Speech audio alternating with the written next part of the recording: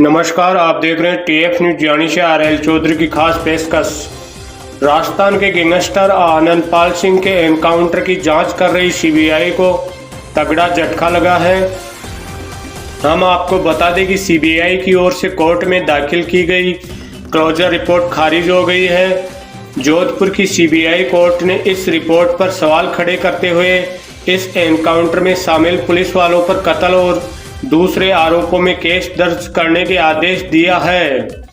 इसके बाद चूरू के तत्कालीन एसपी राहुल बारेट, तत्कालीन एडिशनल एसपी विद्या प्रकाश चौधरी, डीएसपी सूर्यवीर सिंह राठौर और हेड कांस्टेबल कैलाश के खिलाफ मुकदमा दर्ज कर हत्या का आरोपित बनाया गया है।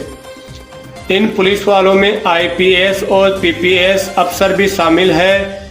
ऐसे में सवाल उठता है कि किसी आईपीएस और पीपीएस पर हत्या का केस दर्ज हो तो उसका क्या होता है, उसकी नौकरी, इंक्रीमेंट और प्रमोशन पर इस केस का किस तरह असर होता है। आइए हम जानने की कोशिश करते हैं। जांच एजेंसी करती है मुकदमे की जांच। पूर्व वरिष्ठ पुलिस अफसर अजय मिश्रा बताते हैं कि पुलिस विभाग के किसी भी अफसर के खिलाफ अगर हत्या जैसा गंभीर मामला दर्ज होता है तो तुरंत दो स्तरों पर जांच शुरू हो जाती है। पहली जांच तो उस थाने की पुलिस करती है जहां इसे केस दर्ज किया गया है, या अन्य जांच एजेंसियां भी हत्या के मुकदमे की विवेचना कर सकती है। अगर इस मामले में पुलिस अफसर की गिरफ्तारी हो जाती है और उसे पुलिस या न्यायिक हिरासत में 48 घंटे से अधिक हो जाता है तो उसे निलंबित भी कर दिया जाता है। आगे जांच के बाद कोर्ट में चार्जशीट दायर की जाती है और मुकदमा चलता है। मुकदमे में कोर्ट जो भी फैसला सुनाता है वह आम आरोपितों की तरह पुलिस अफसरों पर भी लागू होता है। विभागीय जांच भी शुरू हो जाती है। हत्या का मुकदमा दर्ज होने के बाद पुलिस अफसर के खिलाफ एक दूसरी कार्रवाई या जांच की प्रक्रिया भी शुरू हो जाती है। जिस भी पुलिस अफसर आईपीएस हो या पीपीएस के खिलाफ केस दर्ज किया जाता है उसका तत्काल बॉस इमीडिएट बॉस शासन बड़ा डीजीपी को पूरे मामले की प्राथमिक रिपोर्ट भेजता है। मामले की गंभीरता के हिसाब से विभाग की ओर से अपनी जांच विभागीय जांच का आदेश दिया जाता है। यह जांच आमतौर पर उस अफसर की रैंक में बड़े रैंक का अफसर करता है जिसके खिलाफ जांच होती है।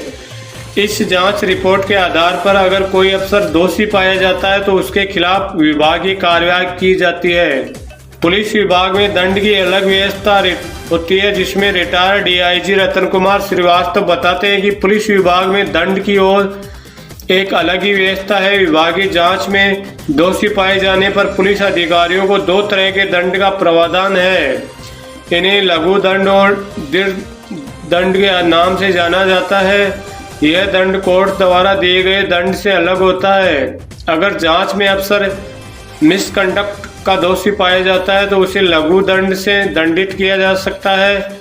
इसके तहत उसका इंक्रीमेंट और प्रमोशन रोका जा सकता है। इस दंड के खिलाफ अफसर के सामने अपील भी कर सकता है। अगर वह दोष मुक्त होता है तो दंड को हटाया भी जा सकता है। रिटायर्ड डीआईजी का कहना है कि अगर कोई आईपीएस या पीपीएस अफसर दृढ़ दंड की श्रेणी का दोषी पाया जाता है तो उसे पद से बर्खास्त भी किया जा सकता है। आईपीएस और पीपीएस अफसर की बर्खास्तगी की अपनी पूरी प्रक्रिया इसका पालन किया जाता है। आईपीएस अफसर की बर्खास्तगी के लिए आमतौर पर पूरी रिपोर्ट केंद्र सरकार को भेजी जाती है। गजेटेड अफसर होने के नाते केंद्र सरकार की सिफारिश पर राष्ट्रपति की ओर से ही आईपीएस अफसर को बर्खास्त किया जाता है। ऐसे ही पीपीएस अफसर की बर्खास्तगी राज्य सरकार की सिफारिश पर होती है। इसके अलावा कुछ अफसरों के खिलाफ डिमोशन की कार्रवाई भी हो सकती है। जहां तक आनंदपाल एनकाउंटर की बात है तो साल 2017 में 24 जून को चूरू जिले के मालासर गांव में एसओजी ने आनंदपाल सिंह को मार गिराने का दावा किया था। जोधपुर की एसीजेएम कोर्ट में इसका केस चल रहा था। एनकाउंटर पर शुरू ही से सवाल उठ रहे थे। सीबीआई ने साल 2020 में इसकी क्लोजर रिपोर्ट पेश की थी जिसे आनंदपाल की पत्नी राज कंवर ने कोर्ट में चुनौती दी थी। एसीजेएम कोर्ट में 2020 में ही प्रोटेस्ट पिटीशन दायर कर दिया था। अब सीबीआई की क्लोजर रिपोर्ट को कोर्ट ने अस्वीकार कर दिया। साथ ही एनकाउंटर में शामिल रहे 7 पुलिस अफसरों और पुलिस कर्मियों पर केस चलाने के आदेश दिए थे। पार्टी ऊपर जाने में असफल हो रही थी। पुलिस अधिकारियों ने उसके भाई रूपेंद्र सिंह को रिक्वेस्ट की कि तुम आगे चलो, क्योंकि हम ऊपर जा नहीं सकते और तुम्हारे भाई को सरेंडर करवा दोगे, हम मारेंगे नहीं। तो रूपेंद्र पाल सिंह आगे रवाना हो गया, सारे पुलिस अधिकारी पीछे रवाना हो गए। छत पर जाते ही आनंद पाल ने सरेंडर कर दिया। तुरंत पुलिस अधिकारियों ने उसको पटक करके पिटाई की और उसके बाद में कैलाश, सूर्यवीर सिंह और विद्या प्रकाश ने सबसे पहले गोली मारी और उसकी हत्या कर दी और झूठा क्लोजर रिपोर्ट पेश किया, जो हमने चैलेंज किया है। उसके ऊपर बयानों के आधार पर प्रसंज्ञान लेके पुलिस को 302 के आरोपी बनाया।